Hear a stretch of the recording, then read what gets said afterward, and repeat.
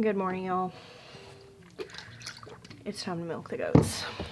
So last night got fairly close to freezing, and it might have frozen. I'm not 100% sure, but I didn't cover anything in the garden. The only thing that's growing out there that's frost tender is volunteers, and so I'm eager to go see if it actually froze or if it lived through the night. Tonight's supposed to be a little colder, and I'm considering covering things, but I don't know yet.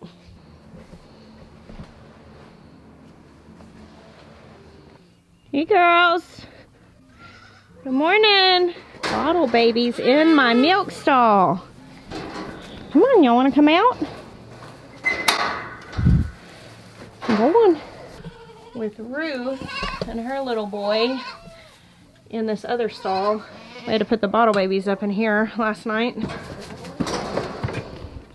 ready to get milked, Anna? One day, big red barn with enough space for everyone, but not today. Those bottle babies are they're the ones that don't have mamas, so I did not put the babies up last night to milk those other moms, so I'm just milking the ones this morning that don't have kids because we're just getting a lot of milk right now.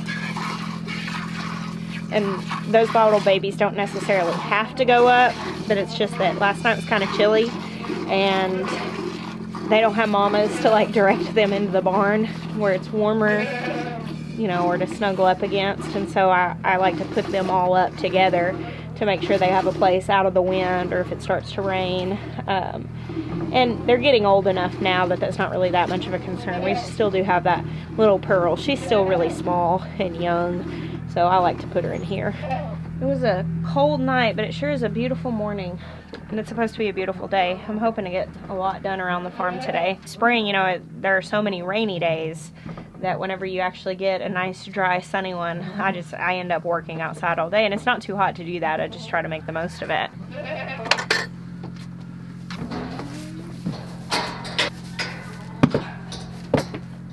Girl.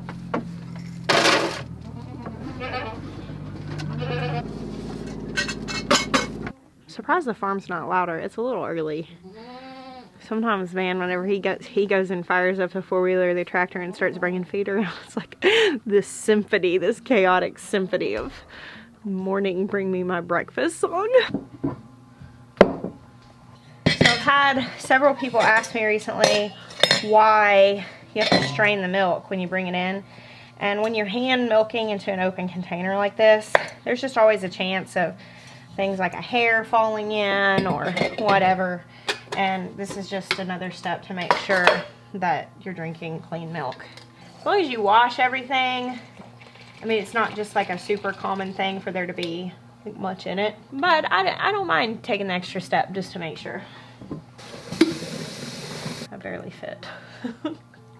Oops. So if you're like milking into a machine, it's typically considered like closed circuit because it's closed off, and a lot of times the machines will have like a filter in them, so the milk actually passes through a filter before it goes in the jar, and then you can filter it again just to make sure, but obviously like no hairs or particles or anything are falling in because it's completely closed. Hey Gabriel.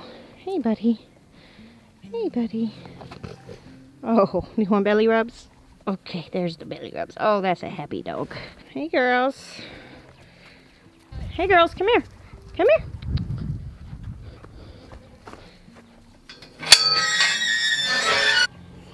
Go eat. Go eat. So one place you do not want to be is in the alpaca barn at feeding time, because they start playing musical feed bowls and spitting at each other, and being in the crossfires of that is just, well, it's just not a place you want to be. Is it, Tori girl? It's not a place you want to be.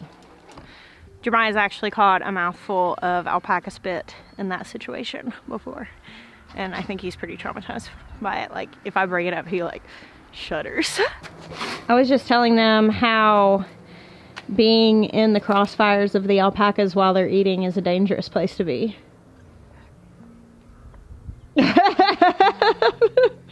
I thought we agreed we would never speak of this again. Yeah. It was We don't have to talk about It it. was the worst experience that I can remember. I might have had a worse experience before memory, but this is the worst one I can remember.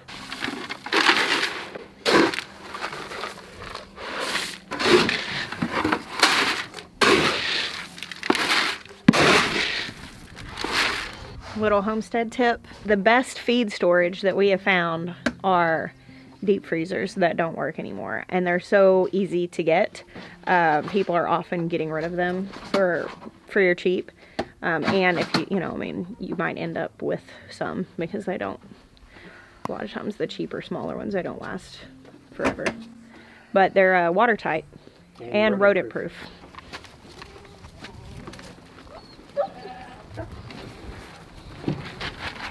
You enjoying your breakfast? This little guy is so cute. He's got freckles all over and he's huge. Isn't he cute? Mm-hmm. He's neat looking. He's already bigger than Pearl. Like, he was bigger than Pearl the day he was born. And she's almost 2 weeks old.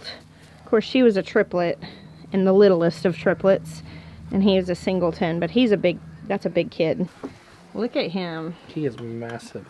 He's really cute. Look at his little freckle on his face and on his body. Now compare him. He was born yesterday. Compare him to Pearl. And she's 2 weeks old. Yeah. Yeah, he's like way bigger than her. He's huge. I don't know. You don't think he's way bigger? No, he's way huger. I'm questioning our decision making. We're not keeping this goat, Jeremiah. We cannot keep. He has Sonic bloodlines. He could be a milking dad. No. Come on. I can't drop her. She's too small. She's too tiny.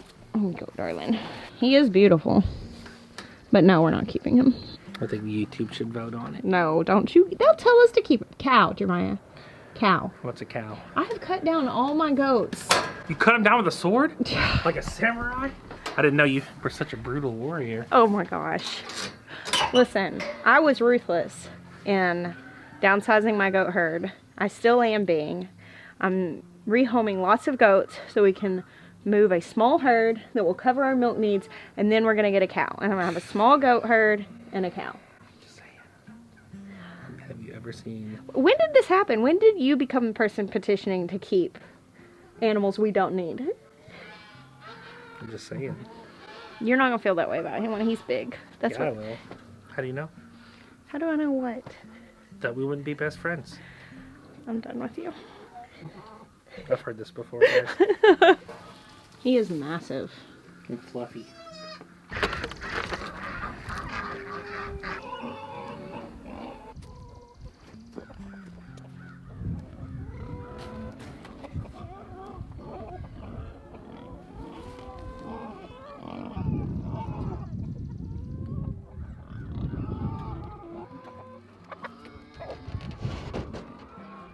Scratch up this compost.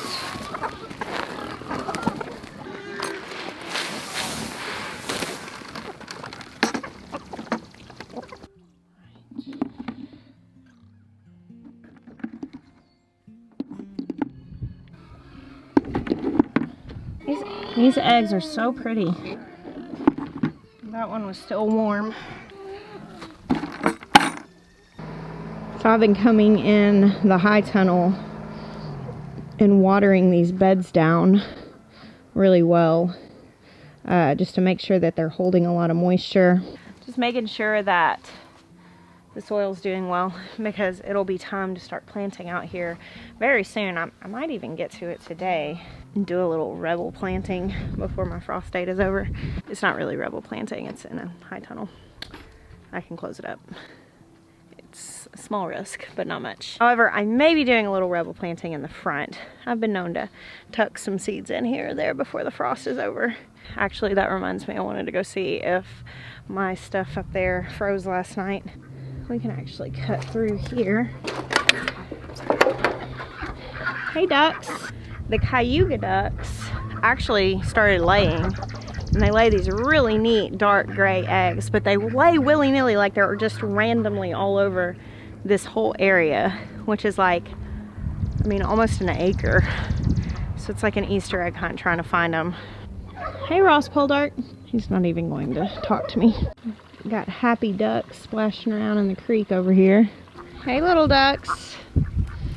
Hey little ducks. I'm making my way up to the greenhouse, but I wanted to show you guys this. This is an onion that I guess it was just a really tiny set that was planted last year and didn't take off until later, and it grew over winter and it just didn't really bulb up very much, but it's about to flower and I'm gonna leave them. Allium blossoms, onions, chives, leeks. They're really, really pretty. They look like truffula trees from Dr. Seuss.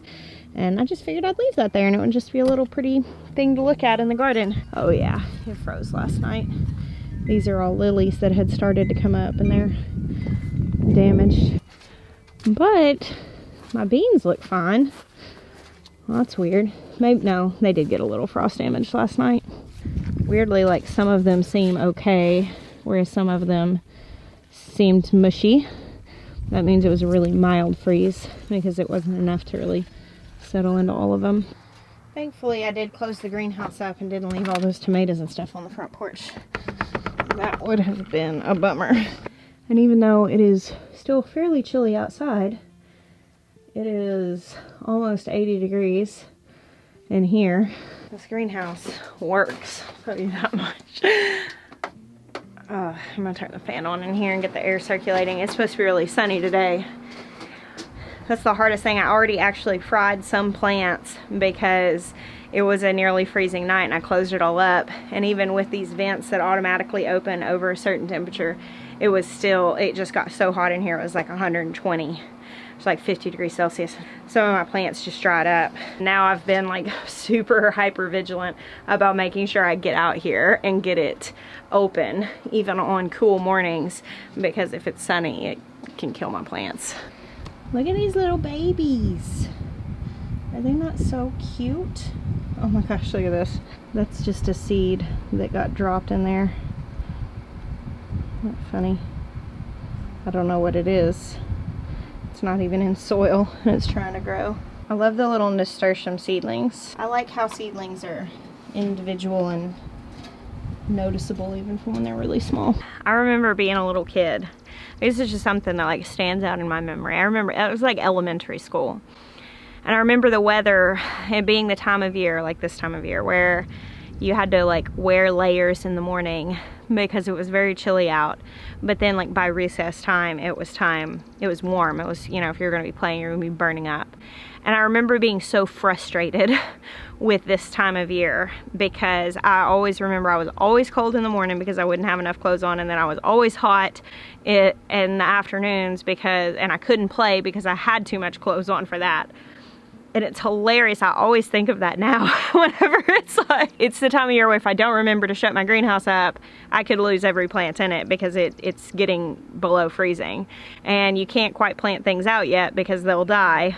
But it's warm enough that if you don't remember to open the greenhouse up, you'll lose every plant in it. And it's that same limbo that frustrated me so much when I was 6 years old, and now I'm like grown up and I'm like, this is dumb. I don't like this. So what I'll do on these beans is just leave them, and then tonight it's supposed to get just about as cold again, maybe a little colder, and I'll just see what pulls through. These all volunteered, so if they die I'll just replant them. But since some of them are kind of damaged, instead of pulling those out today, I'm gonna leave them and I'll just see, because it would be nice to pull some of them through. I don't even know what they are. I mean, I know what was here last year, so that's probably what they are.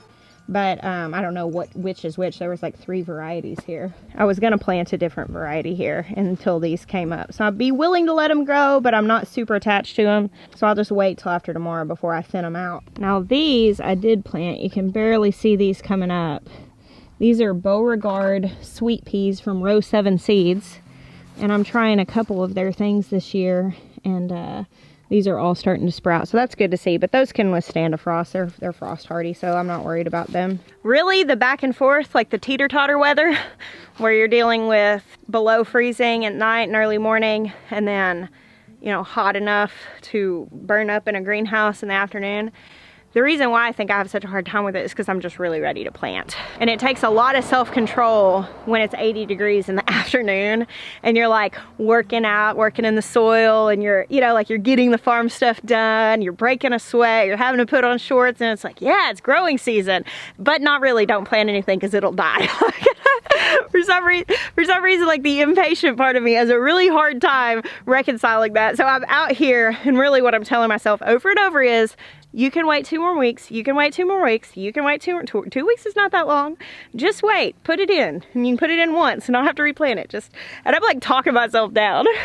So thank you guys for hanging out with me today. I don't normally shoot morning vlogs, but the kids went to the park with their Aunt KK, and I decided to pick up the camera. And though it is a maddening time of year going into the almost planting time, we're gonna get through it together, guys. We can wait till it's the appropriate time to plant. We can be smart gardeners.